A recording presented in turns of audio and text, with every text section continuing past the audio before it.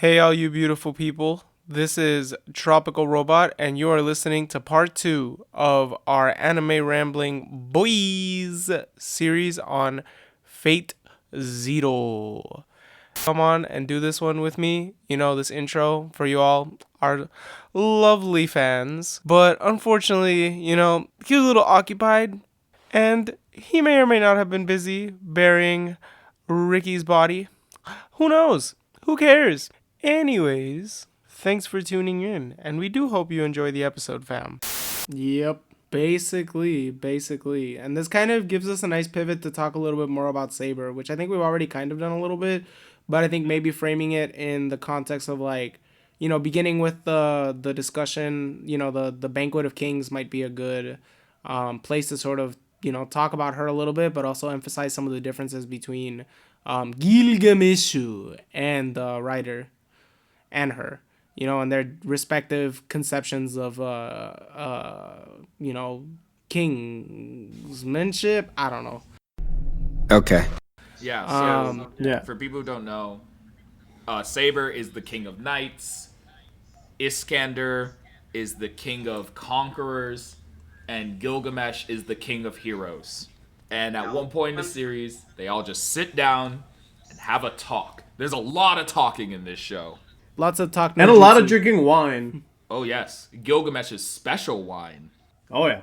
But to sort of unpack the Banquet of Kings a little bit, that's where we sort of get, the core of the ideologies of the three of them. With Saber, you get this, knightly fealty to her country and, justice and, wanting to be a martyr for her people and all that. And, frankly, that's an idea that Iskandar and Gilgamesh, they kind of recoil at that. They find it childish, and they point out Saber would be willing to throw away her historical legacy to, save Britain is something that just absolutely makes them livid, because they feel, especially Iskandar, but they feel that basically doing an act like that would be an insult to everyone that had ever served under her, that had ever, laid their lives on the line, to follow her and to stand for her ideals and stuff. That is just kind of I guess overly idealistic conception of being a king. And then there we get kind of the respective conceptions of kingliness from Gilgamesh and Iskandar, which, as you kind of mentioned earlier, are different. They're similar, but they're different. Gilgamesh is the tyrant. Everything belongs to me. And Iskandar is the demagogue, the king of conquerors, And Waver talks about this, in fact. Waver is I see why he, has, a knack for, conquering, your soul, or just, getting you on his side, with his charisma, winning you over. Right. So, to break it down, you have the one who's I will do anything for my people, and Saber. You have the absolute, I'm literally a god, Gilgamesh, so everything belongs to me and I should be worshipped as such. And then you have the, I am the greatest of the ideals of my people in Iskandar, which at first I didn't get, but I think that's what he was trying to say, where it's I am both the best of all the traits of all those who follow me, right? Yeah, that's exactly what he was going for. He embodies everything within his people, both good and evil. Right. And sort of taking that idea and that hit. So on one hand, you have the person who people will follow because he is them, but personified to the max, and is entirely charismatic, entirely relatable. I have a feeling Iskandar could sit down and talk to almost anybody in the show, and they would at some level have some sort of respect for him and enjoy talking to him. And then you have the literal god who's just I am all powerful. Look at how great I am. You basically make me a king because of just how great I am. And that's sort of a interesting idea, because do you think it's the idea that they follow him because they bask in his ultimate glory, or it's just fear of repercussion because you can't do anything about it? That's his absolute power. Exactly. And then It is definitely absolute power. And then you have Saber, who is, again, the leader on the front lines. Someone who maybe isn't you, but is at least someone that you know has your back. That like, no matter what you're doing, will do what is best for you and your people and all that. And it really gets to the idea of like all these perspectives, except maybe Gilgamesh's, because I think from most general viewers would agree that Gilgamesh's viewpoint is not so much a lifestyle to live as it is more of a like, in the world of this like setting where you have an absolute god figure like that, it's sort of just an absolute truth where it's more of like you resign to his idea of kingship only because you can't fight it.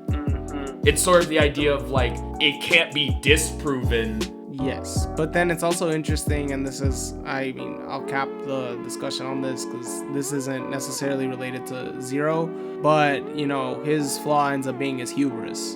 You know, that's what ends up biting him in the ass in Fate's Stay Night. But anyways, back to Fate Zero. A couple ways we could kind of take this now, guys. You know, you could kind of move into like the crippling depression of Karia and yeah, we could do that. We could also circle around to Waver and Iskandar. I'll leave it up to you all. I guess before we do that, I want to ask, like, I mean, I assume none of us are authoritarians, you know? No. Fear is freedom. Subjugation is liberation. Contradiction is truth. Those are the facts of this world. And you will all surrender to them. You pigs in human clothing! But I don't think so. I'll never tell. But let's say you are, like, for us individually, like, you know, we don't have to go too deep into this. If you were given a position of absolute authority, how do you think you would try to, like, use that? Like, would you try to follow one of these models that these three characters used? Or would you, like, try to create your own model? Just, like, really short, simple exercise, just thinking about that. Like, what would it mean to you if you were a king? Okay, I actually have thought about this before, so I'll go off and say something real quick. While it would be something completely different, for sure, what that would mean, I'm not entirely sure. But if you had to like put a gun in my head and have to choose which one of the three would I want to follow the most, more likely Iskandar's over the other two. I can see that. I mean, you're not biased at all. No, definitely not. It's also like my favorite servant and also my favorite historical figure of all time. No bias whatsoever. None at all. 0% bias. I'm an anarchist or close to it. It's kind of a weird question to pose to me, but I think I'd also elect Iskandar. Just so I could just throw a wrench into that, just from my perspective, as someone who, like I said, I'm not an authoritarian at all. But if I was... Are you sure? Trust me. Just trust me. But if I, like, it's already in my head hard to conceptualize, like, what if you were given absolute power? What would you do to it? As I feel like that type of situation is hard to wear out because you just can't conceptualize it. Because sure, you could be like, oh, I'll do X, Y, Z, obviously. But, like, that's just a fun thought because, like, in reality, there is some inherent bias that, like, well, I actually don't have this. But honestly, in my personal head, to get the goals I would want to accomplish, I think I would definitely follow more of the Gilgamesh path, just from the standpoint of it shields me from any sort of like takeover of like my position and authority. Like sure, Iskandar is completely charismatic and relies on that, but knowing my own personal flaws, I would much rather have this sort of absolute, I am all powerful and I have the ability to dish out my power how I want to dish it out, but I don't have to rely on any inherent like personality. I don't have to like win anybody over. You know what I mean? I would definitely like try to have like advisors that I trust, people that I can talk to about things, try to become personally knowledgeable, but I would rather have to rely on my own, like, hey, I better, now that I have all this power, I better buckle down and figure out what I'm going to do with it on my own and try to get it done and not have to worry about trying to convince people too much if I can have as much research material possible on my end. It's an absolute sort of authoritarian good pipe dream, But just knowing myself personally, I just don't think I could be that charismatic, take on all the traits of my people that Iskandar has. I'm not a tyrant, guys, I swear. Oh, but also something that I've been thinking about, and also the only reason I know this is because I've read a lot of like ancient literature for like classes and also for fun. The way they use the word tyrant has a different meaning than how we understand it, but I'm not entirely sure if the show tried to make that differentiation. Like a tyrant in the ancient world was just you disposed of someone who was a ruler and now you're the ruler. It has nothing to do with like how you are towards your people. Yeah, is it Yeah, sort of well, I think in Zero, at least, I mean, this is also our reading of Zero. I don't know if they ever actually identify. No, I don't think they actually ever identify as any of the, descriptors that we're using to talk about them. But when, what I'm thinking of is someone who rules by fear and by absolute power. That's what, or near absolute power. That's what I mean when I say tyrant. Okay, I was thinking more along the like, you know how in ancient Rome, dictator was like a position to hold? Yeah. Where it didn't necessarily mean like in our contemporary view, like dictator. Like the first time I ever heard the word dictator was as a kid growing up hearing about Saddam Hussein and the Iraqi war in 2003, where it's like, this man's a dictator and sort of like just like a power hungry, animalistic. This is obviously from Western US media telling me what a dictator is. But in the sense of like, remember ancient Rome where it's like, no, it's just a position during times of crisis. We elect someone who has absolute authority in order for like a period of time, as long as the crisis is happening or as long for 10 years. So where we don't have to worry so much about like the nuances of like getting things done. And it's like the idea of like order, like a dictator is supposed to be a responsible person. Like you're not just supposed to just do whatever you want. And that's another thing in studying ancient like history about how different people wield absolute power. So I was just thinking it more from the standpoint of like, I would want that type of like respect, at least respect for the position over respect for me, if that makes sense. Yeah. Well, but notice how none of us chose Saber. It's an interesting thing. I think that just comes down, at least for me. Do you want to go ahead? I was just gonna say something very quickly about Saber. Like in theory, her like viewship of King and like her idealism makes sense, and it's like, oh, really pretty, flowery. But in actual practice, like I agree with what Iskandar says. Like, who actually dreams of such a life? Yeah, it's terrible. Like trying to be a martyr to your ideals. That's what it is. Folks will describe it, and this is actually interesting because it gives us a chance to. This is like something that can be said of like multiple characters in Fate Zero, so it gives us a chance to transition back into Zero. There are all these characters who are kind of wed to what some folks have called an aesthetic ideal, which is basically an ideal that like you subscribe to even though it's not your personal desires. It may contradict your personal desires, and it's something that it brings meaning to your life, but you suffer a lot in subscribing and following that aesthetic ideal. But I think that sort of gives us a chance to talk about some of the other folks, I guess, that we still haven't touched on in kind of more an in-depth way. So I guess, do we want to just like dive into the psychopaths and the sufferers? I think suffering is let's go into the sufferer. I was just talking about suffering, Actually, before that, I wanted to bring up a theme that I don't really think we talked about too much. And granted, if you two think that we don't really need to dive into it, I'm completely fine. We're going into the crazy ones. We didn't really talk about the fact that like we talked about like the individual masters and like kind of touched up a little bit like the wish that they want. But it's also important to know that all the servants also have their own wish that they want to see happen, with the exception of like Assassin. But like Assassin's not really a personality in the show.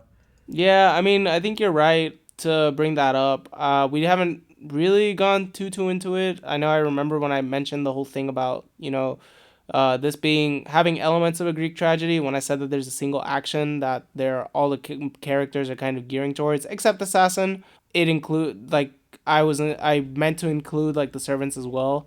They all have their own wishes. They do. Yeah. For the most part. Except Gilgamesh, who doesn't have a wish. Well, his wish is just keeping people from getting the grail because it's his. Well, he does think. Well, I mean, he does say that wishes are a foolish thing. He says that. He says he points out that the whole grail system is like foolish.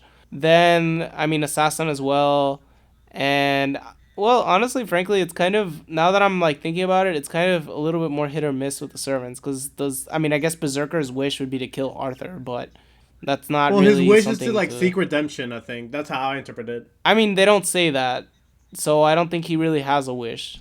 It's really hard. Even the background information I read, I guess Berserker's ultimate goal is to either be redeemed, but what that redemption takes form of, I'm not sure. Like in the end, when Berserker is killed by Saber, I don't know if he's satisfied. I felt it was more for Saber to see more like basically just tragic dump on Saber. It was more just like, yeah, your life's just gonna get worse from here. Which I think gets to Yeah. like the general function of Berserker and the drama. I think for the most part, Berserker's kind of like a mirror for different characters. Berserker's like a mirror for like the consequences of Arturia's ideology. So like the fact that she was detached from her subjects and that ended up having, destructive consequences. Now we can talk about Karya maybe, the fact that he's kind of like a mirror of like how resentment can like consume and destroy an individual, which is kind of what happens to Karya in an interesting way. But, this kind of gets to like our maybe divergence in interpretations of Karya base.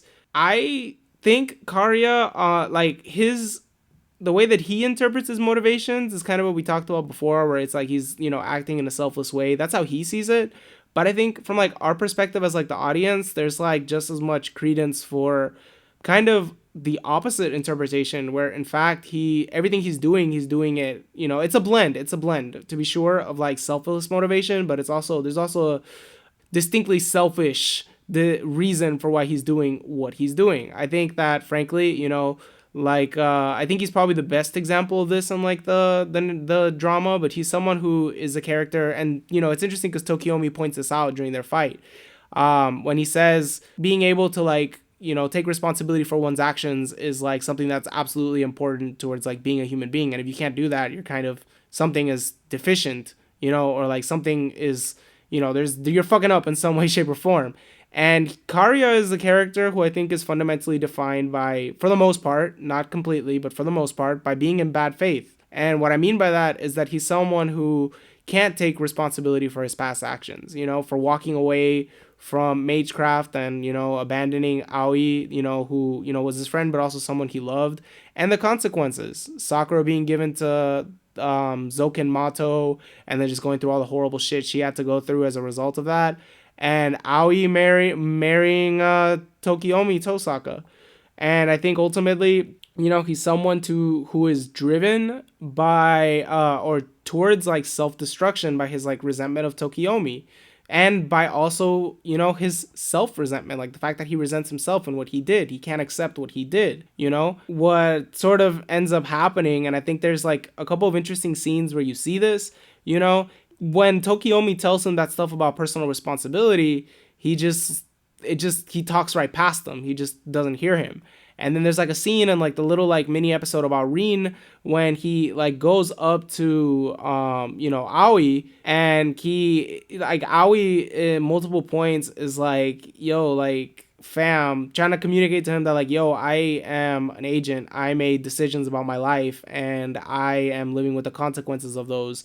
And like, who the fuck are you to like come in here and like just circumvent my agency? You know what I mean? You don't really understand what happened. You don't really understand what is happening. Like, I get, you care about us, but like, you're not really listening to me, or you're not really, making the best effort to understand what's happening. This is like just about as much about you as it is about, your like supposed, or, to a certain extent, real desire to like help us. And then at the end, he kills her.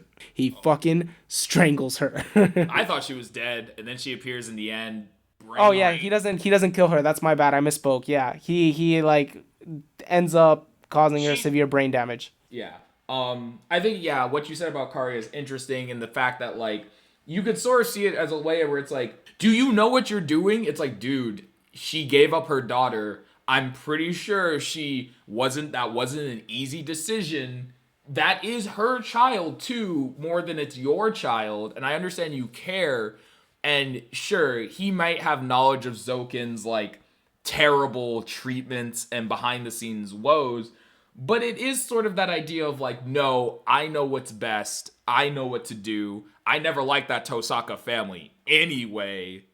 And it does lead him down this sort of self-righteousness about himself, you know, where he is like, I'm sacrificing all I can for the people around me.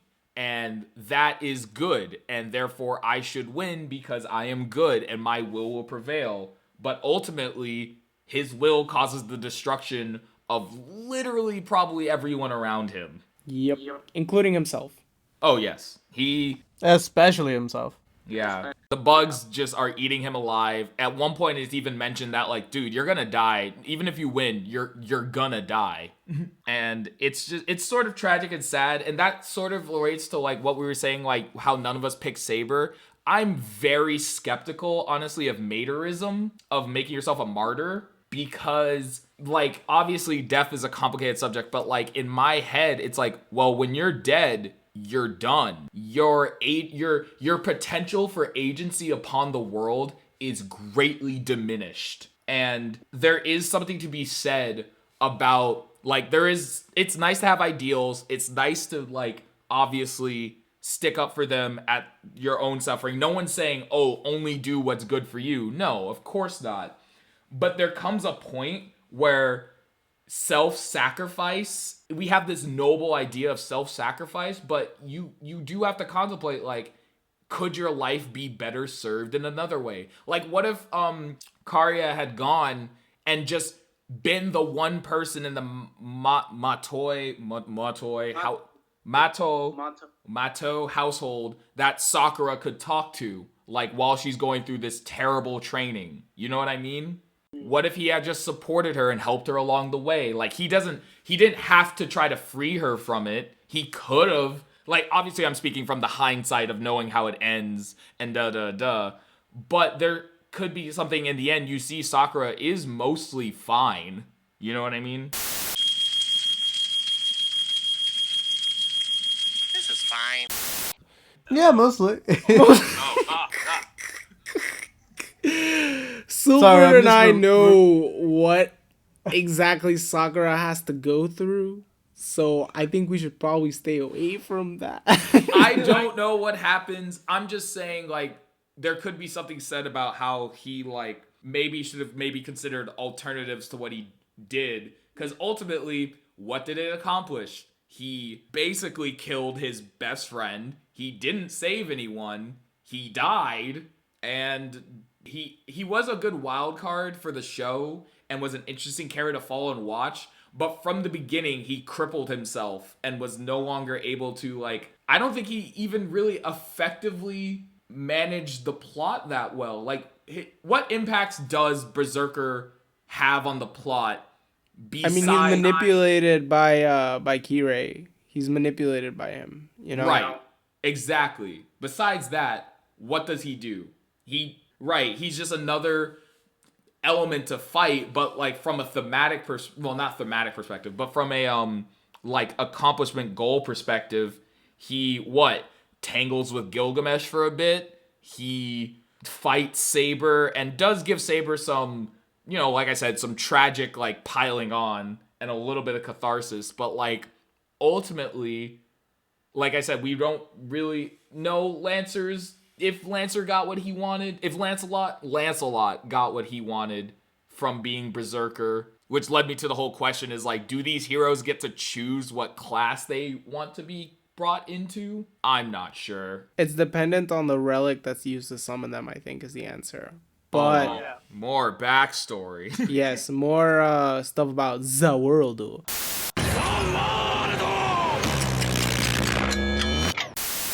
But anyways, I think it's time to tackle the psychopath, then move to, like, Waver, and then maybe finish with Kiritsugo, our main boy. Alright, let's talk about everyone's favorite antagonist of season 1. Oh god. Caster and Ryunosuke. I guess I can take this one since I've kind of been building up, in terms of like having an analysis for them. But I think there's a couple things that we can look at with them. I think that generally when people look at their role in the story, they'll either kind of just like be like, oh yeah, the psychopath, and then that's it. That's all they say, But I think what I'm interested in is kind of figuring out, okay, well, like substantially, like what can we like interpret them as, like, is there something substantive that we can like take away from them in terms of like what, like the kind of like in terms of the story itself. Definitely not in terms of morals, because like what the fuck, bro.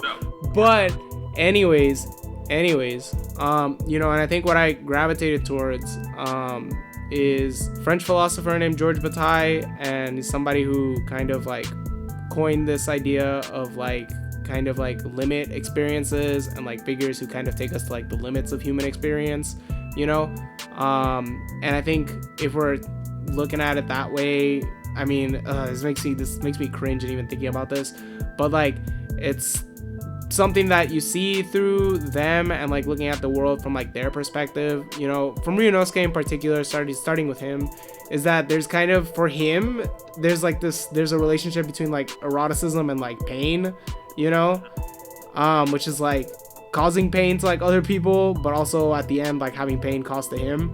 And obviously when there's like no moral compass, as in the case of a psychopath, that leads to unspeakable horrors, obviously.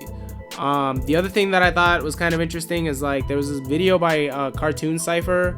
It's one of the Fate Zero's, the Greek tragedy videos. I actually really like this video, but I'm still gonna pick on it a little bit for that. But anyways, where he sort of brings up, he's someone who, him and Castor, besides being in lockstep, are characters who embrace their role in this like story as kind of like these grander than life tragic villains, and so I thought that was an interesting take on it, and I think it is like in fact like confirmed by some of the things that they say.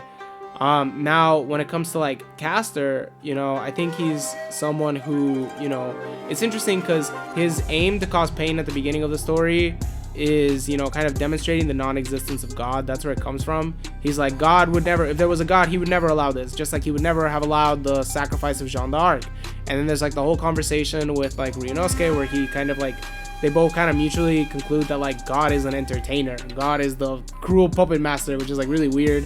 But then they adopt like a theology, that's a way of thinking about it, like a theology of like violence and despair. But what's interesting is that, he kind of juxtaposes that with like, he says like, oh, this theology in like an era of faithlessness, which I think actually connects to like back, the stuff that I've said about like Kirei and all that, and like the lack of like meaning when, you don't have like science and, religion or scientism, not science, scientism, blind faith in those things, when they can't really like bring meaning to like existence. But he's someone I think ultimately, the duo, and this is like a bit of a tangent, but it'll come back.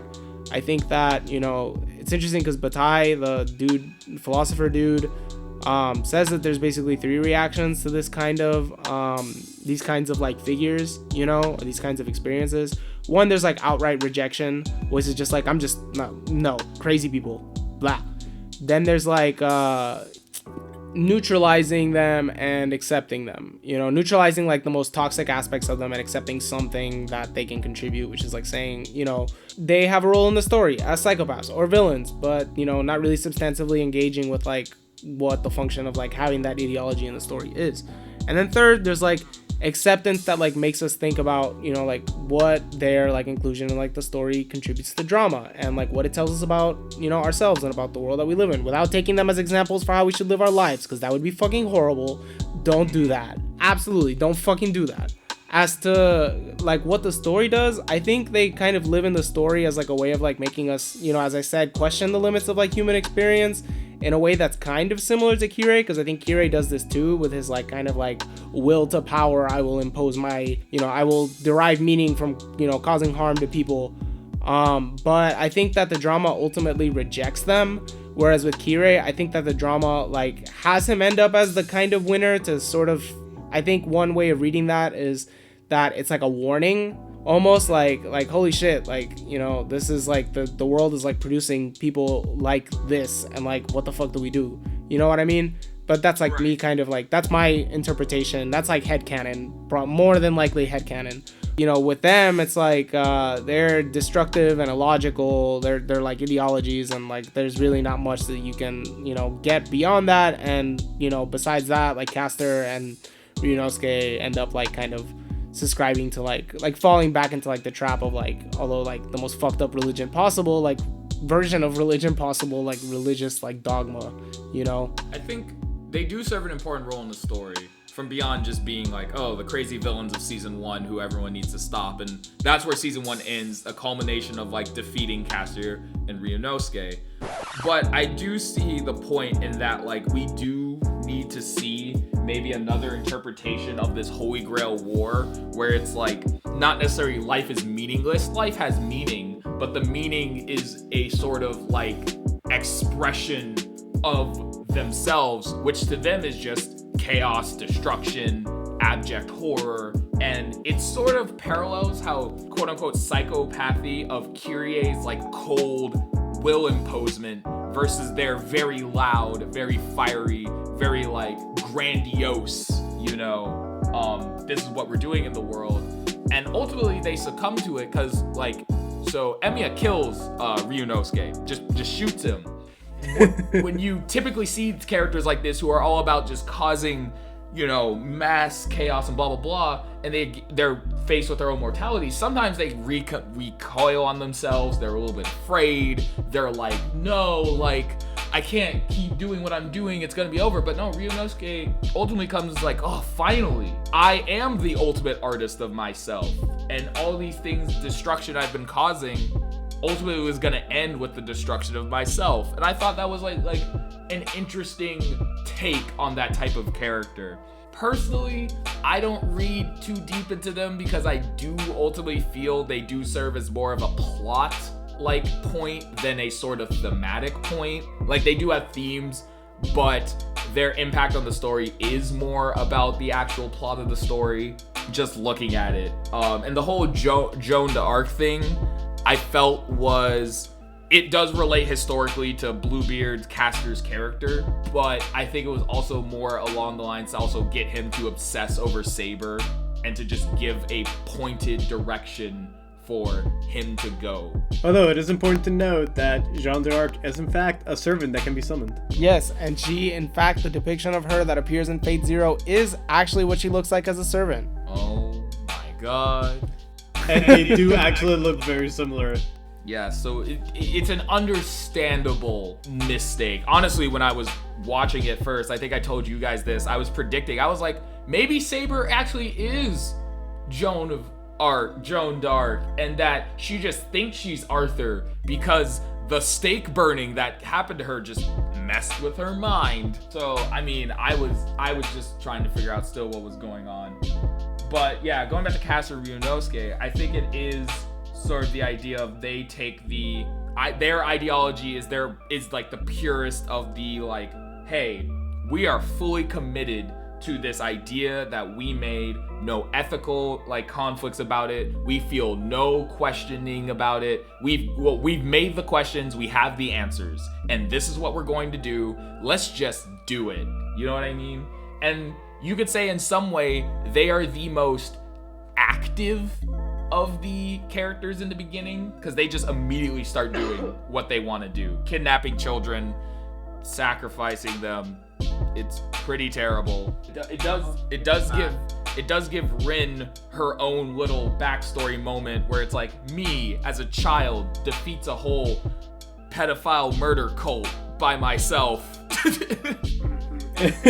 Not gonna lie, when I watched that, I was sort of like, okay, this side story needed to happen, but did it?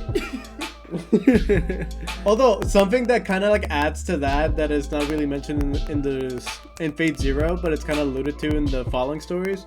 The reason why Rin is able to do everything that she does, she's like described like as a once in a generation mage, like she's attuned to all elements in magecraft, whereas like most people are usually like 1 or if not like 2. So in terms of like actual like 1v1 magecraft, Rin is actually really fucking powerful. I guess now, like, I figured, because I'm like, oh, I've seen this character design before in like Fate stuff, so I guess you're important later in the storyline. And just having that one episode where she goes and saves the children, I was like, yeah, you know, I guess this would be cooler if I knew who you were. Yeah. It was really good for everyone who did though. Exactly. But that was a good function of the story. And then speaking of the horrors that Castor and Ryunosuke commit, the people who first come upon them are finally everyone's most heartwarming bro chachos. Iskandar and Waver. Our boys. They are cute. Okay, I'll say that. They're cute. They're fun. I didn't think I'd like them at first, but they're cute. They were literally the heart and soul of the entire show for most of it. Go off. Don't let us stop you. Just go off. Yeah. Go off. Tell your truth, bro. Well, well, there's 1,000 reasons why I love these two in particular, mostly because of their like ongoing relationship as they go from start to finish. Their position, I argue, in the entire narrative of the show is arguably like they're the most important, aside from like maybe like Kiritsugo, in terms of like keeping the mood of the entire show from not being too overly bearing, negative, pessimistic, just like everything being despair. They function as like the antithesis to that. Like anytime they're on the screen, it's like they have the most slice of life kind of like interactions about the entire show. Like the amount of times that like they're just like chilling in Waver's room and Ryder's watching TV and eating shit. And also I will say I'm actually upset he didn't get to fight Bill Clinton. I think that was a missed opportunity. Like there's Bill Clinton in this anime. He's like, I'm gonna take on America, and I was like, oh god. Yeah. No, their levity was important. There were definitely times where I'm like, wow, I'm just sitting through all this TV show level philosophizing and deep character study and like, oh, look at these wacky two. Oh, but it's not like they're comic relief. No. Yeah, no, absolutely not. No, yeah, they have very important roles, I would say, substantively speaking. I think we've already touched on this, but you know, Waver is kind of the plucky and aspirational meritocrat, you know. Iskandar's the demagogue. But this is actually interesting because, well, there's two things that I want to highlight. The first one is like kind of a little bit more negative, and then the second one is like kind of takes us towards, I think, an interesting segue to like talking about Kiritsugo and sort of within like the context of like the broader, you know, I guess point about ideals of the show. But to start, you know, I think it is interesting that, you know, them as characters, Waver and Iskandar, you know, they really do invert the master-servant relationship. You know, Iskandar really horizontalizes that. And by the end of it, Iskandar, despite like, you know, Waver at the beginning kind of like really trying to like be domineering towards Iskandar, you know, but it's quite interesting that by the end of it, they end up as like in a mentor-mentee relationship almost, you know. And you know, as those of us who follow like the greater Nazuverse knows, this is something that ends up having like a deep impact on Waver later on in his life. But you know, the point being that, you know, there is both a, I guess, moment of like, I guess this is like a critical point of like ideology, although I think maybe saying like tragic flaw is like a bit, it's maybe stretching that a little bit too much. We'll see, whatever. Point is, you know, Waver is this plucky and aspirational meritocrat, but ultimately he does have to be, and he does end up being humbled by, you know, reality, just like all the other characters do, where like, or most of the other characters, where, you know, despite, you know, his best efforts and, you know, him and Iskandar doing, you know, being like kind of like the underdog protagonists, ultimately there is like a gap between like what their dreams are, you know, of like winning the Holy Grail War and then what actually ends up happening, you know. So in the case of Waver, it's his limits as a mage and his limits as a master. And with Iskandar, you know, ultimately Iskandar does lose, you know what I mean? So like his like, so this is kind of traces back to Base's whole conversation about, you know, and our whole conversation about like what kind of king you would want to be, ultimately like the demagogue is defeated by the tyrant with near absolute power. You know what I mean? And it's interesting to note that in the context of, you know, Waver's character arc, where it shows that, you know, despite having amassed, you know, support, respect, adoration, power, and legion, you know, because especially given Iskandar's Ionian Hetairoi, overwhelming force and your own limitations, you know, so Iskandar depleting his mana and losing his chariot, things like that can lead to your downfall, you know? But then to sort of move to the more optimistic note, which is, I think, what will take us into, you know, I think a good place to analyze Kiritsugo, is that, you know, one lesson that Iskandar communicates to Waver is, you know, find some ideals, you know, find something you really want, and then, you know, something that brings meaning to your life, and something that you can, you know, continue to live for. And then by the end of the story, Waver has internalized that lesson, although he hasn't really found those ideals, but he's on his way to finding those ideals. Yeah. And he's on his way to finding purpose. And he has, I think, a healthy relationship to ideals, which is to sort of talk about that broader point that I've made about, you know, ideals. It's not that ideals are bad, you know, it's not that ideals can't bring purpose to our life. In fact, I would even go so far as to say, and this is a personal opinion, we need ideals to a certain extent, you know? We need something to fill our lives with meaning, you know? To sort of combat like the senselessness of like the void or whatever. But, you know, it's one thing to have ideals to, you know, fill our lives with meaning and to align our ideals with our personal desires to the extent that that's possible, and to live in an ethical way. But it's another thing to, you know, swear fealty to an absolutist ideal and to have an ideal that dominates our lives and can frankly lead us to act in ways that are morally harmful to ourselves, but also to like the world in general. And I think that's a nice segue into sort of talking about Kiritsugo and, you know, the person who, if we had to pick a tragic hero, if we were trying to squeeze this into, you know, the discussion of like Greek tragedy, he'd be the guy, the utilitarian. Yeah, it could be like an analysis of Kiritsugo and the end of the series, like how the series ends. Yes. Yeah. So, I guess to start off, toward the end of the series, as the characters are dying off, the Grail becomes more powered, and eventually it's revealed that Iris Veal, Kiritsugo's wife, is the holder. I don't know the exact term for it. The lower Grail. She's the lower Grail, aka she is like the physical embodiment of the Grail on Earth. Earth? This is Earth, right? Yes. Okay. And so Iris Veal is getting progressively weaker and weaker over time, and you see Saber trying to like keep her like alive, and it's like, what's going on? But ultimately Iris Veal has to die, and she turns into the lower Grail. And at this point, I think there's only two characters left. There's Gilgamesh and Kyrie, and Kiritsugo and Saber, right? So and Waver's alive, but he's out of the war.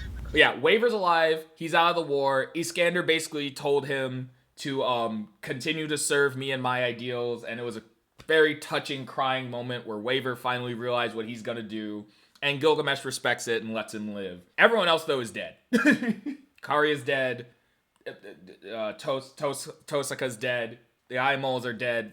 Castor and Ryunosuke are dead. Yeah, so you have Kyrie fighting Kiritsugo, and then Saber sort of fighting Gilgamesh. It's not really a fight. And ultimately, Kiritsugo overcomes Kyrie through some trickeration and all that, and goes into the Grail, and is about to make his ultimate wish of ending the suffering of the world, right?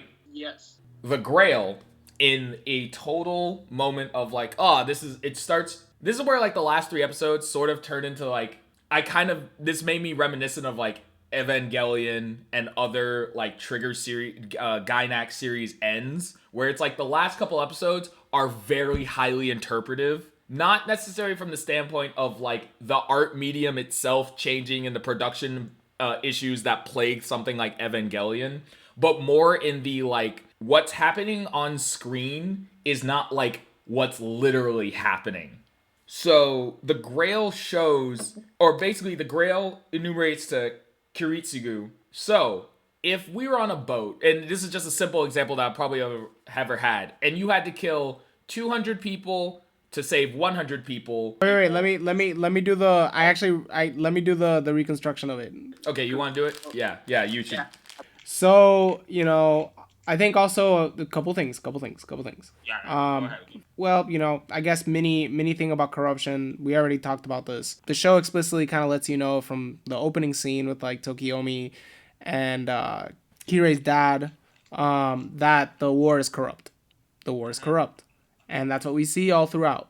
The conflict near the end. And this is actually the kind of one interpretation of this is that after Kiritsugo and Saber have a really like intense conversation where after Kiritsugo had ordered the execution of Elmaloy, and Lancer, Kiritsugo and Saber are at loggerheads, and then Kiritsugo is kind of like, he says, I would bear all of the evils of the world if it meant, if I had to create the world full of like peace, or that I want.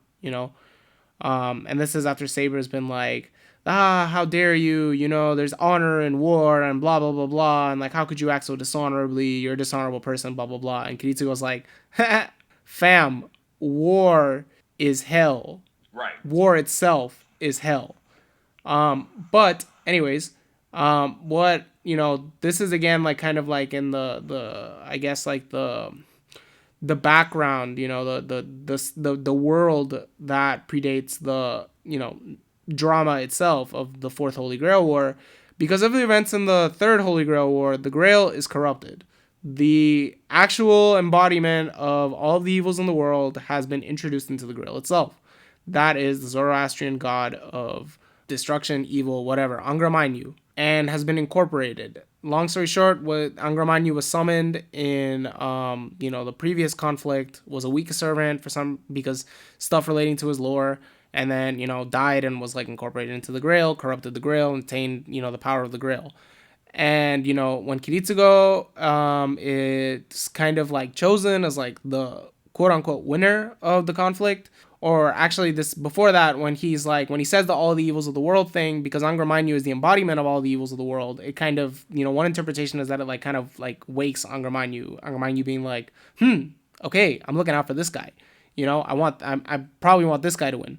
And so there's like a point where like during the fight between Kirei and Kiritsugo, the kind of like blood of like some sort of like contents of the Grail spill over them, and then like they're kind of, well, Kiritsugo is teleported to this like metaphysical location inside of the Grail, kind of, and then Kirei is like aware of what's happening but not like physically there, and then the Grail presents Kiritsugo with kind of, says you won, and says, now I'm going to grant your wish, but the only way I can grant your wish is through methods that are accessible, methods that So basically says, I can't give you the miracle that you want.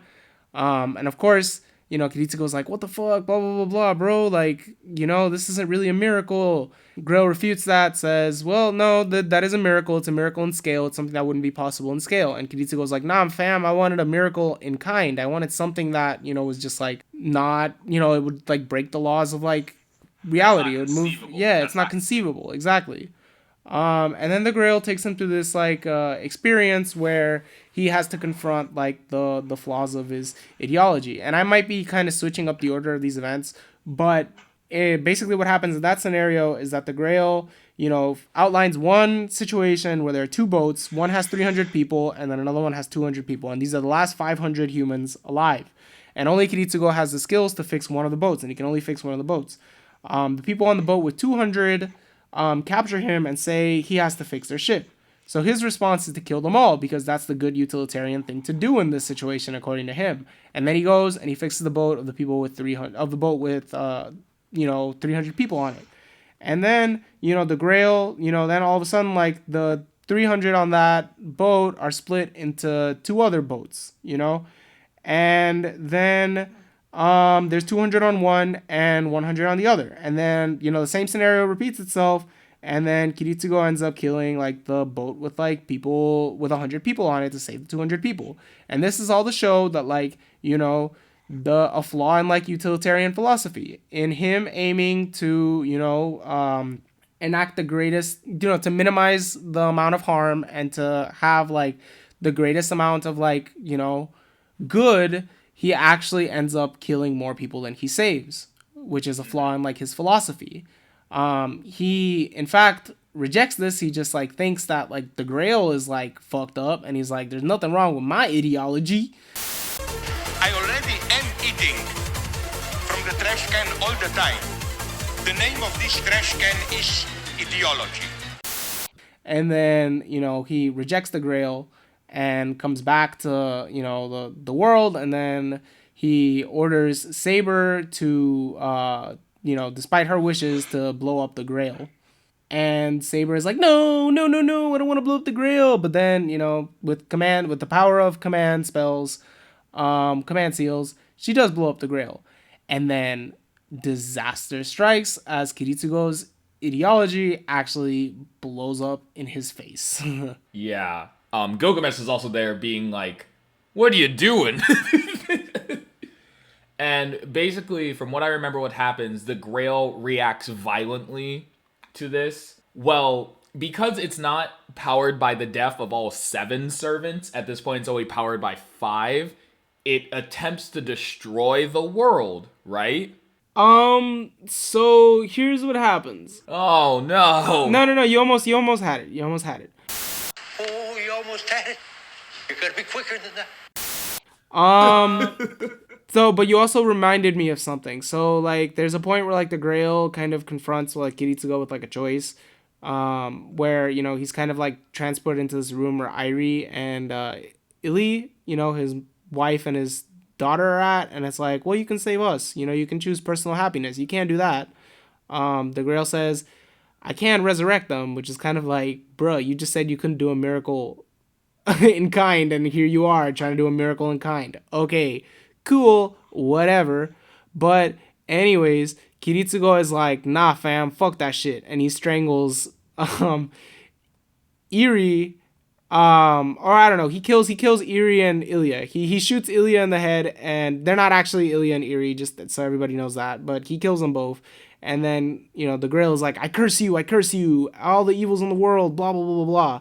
And then that's when he comes back to the real world. And then that's when he blows up the Grail. And then what happens is that, the Grail, what he destroyed was the lower Grail, not the greater Grail. The greater Grail was actually hidden in some place in, Fuyuki City. I don't actually remember what place. It's in like a cave, I think, in a cavern. And then in destroying the lower Grail, he makes the contents of the Grail spill out over Fuyuki City. And the problem is that these contents, because the Grail is corrupted, I believe this is like a corrosive and, this is a corrosive and destructive magma-like mud that then just kind of covers the whole city and kills almost everyone. By the way, as I've said before, a lot of this information is not explicitly told to you, or even implicitly told to you in the show. It's some things you gotta go look up, because like I said, a lot these things happen so fast. Just know that right now the city's being destroyed, but it stopped, right? It does stop. I actually don't remember why it stops, but Does it stop because it doesn't have all 7 servants?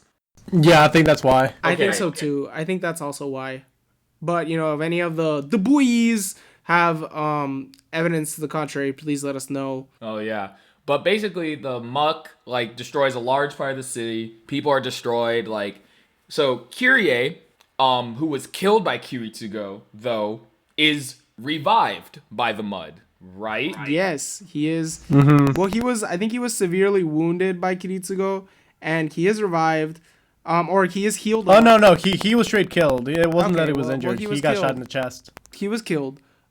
He's revived, and then Gilgamesh is given a corporeal form. And then that's kind of like, at the moment when that happens, Kirai's like, what just happened? And then Gilgamesh is like, bro, you might have won, and this might have been what you wanted. And then Kirai is like, oh shit, but guess I'm a shitty fucking person. Ha ha ha ha ha ha ha ha.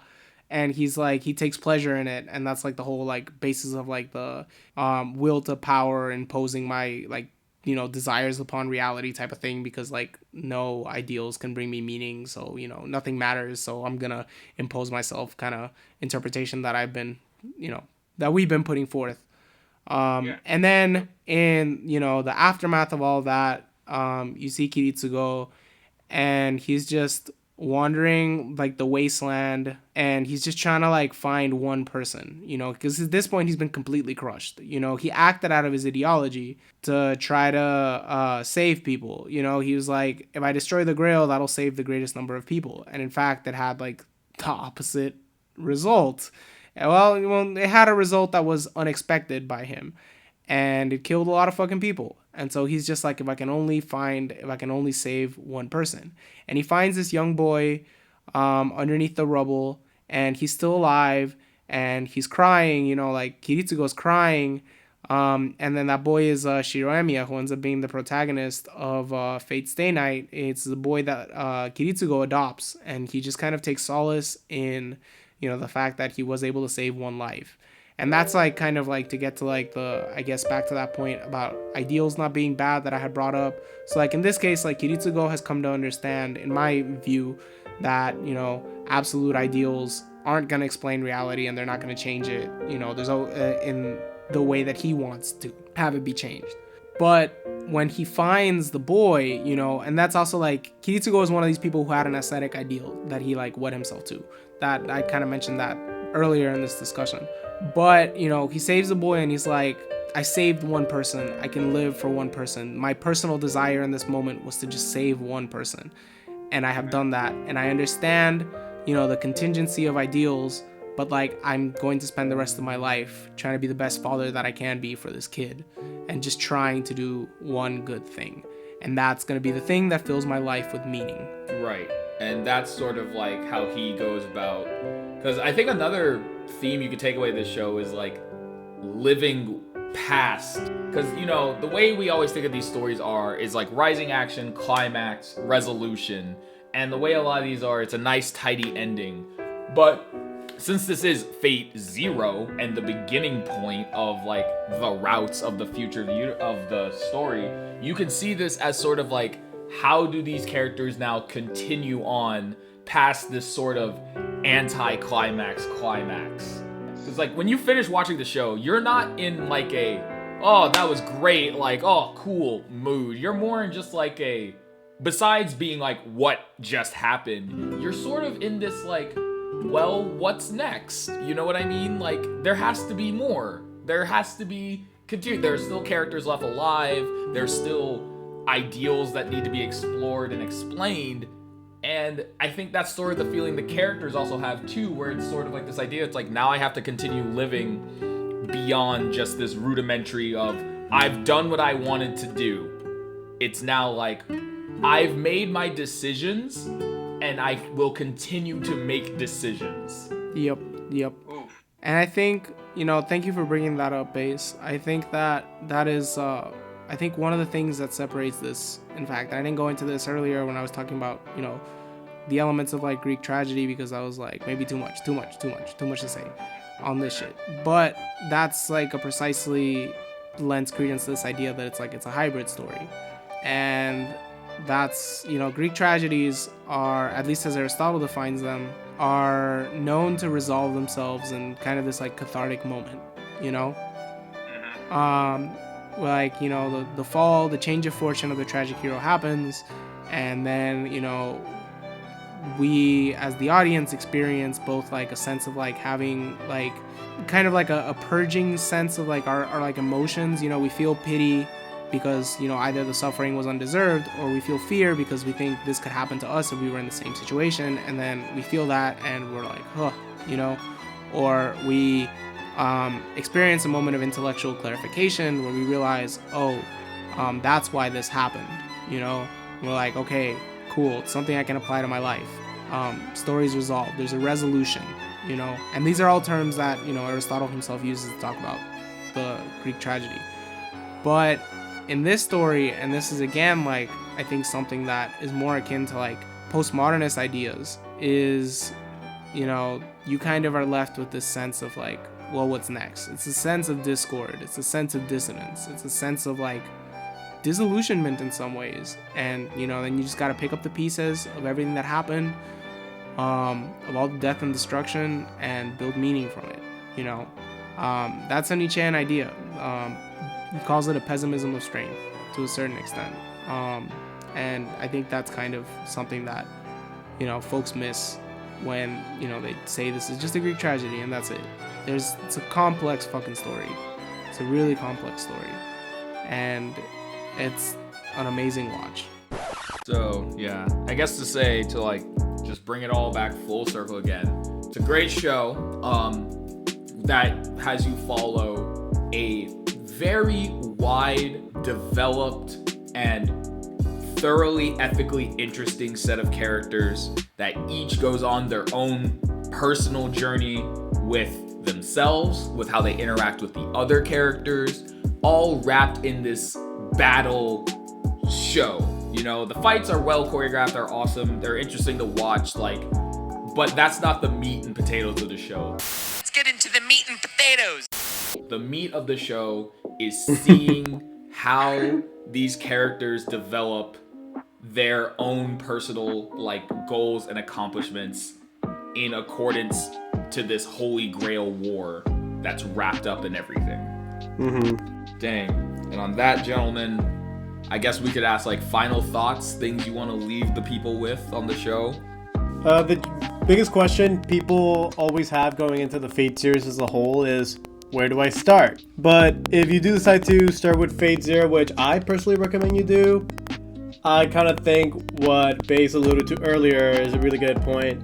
Having someone that you know that has seen it or has seen most of the Fate series to watch it either with you or like to know that you're watching it is a really helpful resource, because like they can answer your questions. Because if you watch Fate Zero without watching any of the previous stuff first, you're going to have a lot of questions. And it's fine. It's fine to have those questions. Don't feel like you're gonna miss out on, like, info or miss out on enjoying the show just because you have questions. Like, we live in, you know, the 21st century. We have resources to help us understand terms. If you even just want to look up the simple vocab of, like, what someone's talking about, there's no shame in doing that. It doesn't you make don't have to work for your enjoyment.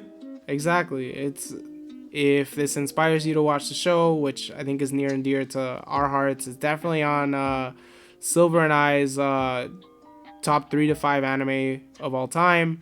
I don't know how Baze feels about this. You know, how do you feel about this, Baze? I think if I watch the other series and can contextualize the show better, I mean, from a pure production standpoint, it's incredible. One of the best I've ever watched. I guess for me, I probably need to go watch it like another time while understanding more of the details. Because like I said, I was watching it in chunks just because that's how life was working. I needed to watch it in chunks.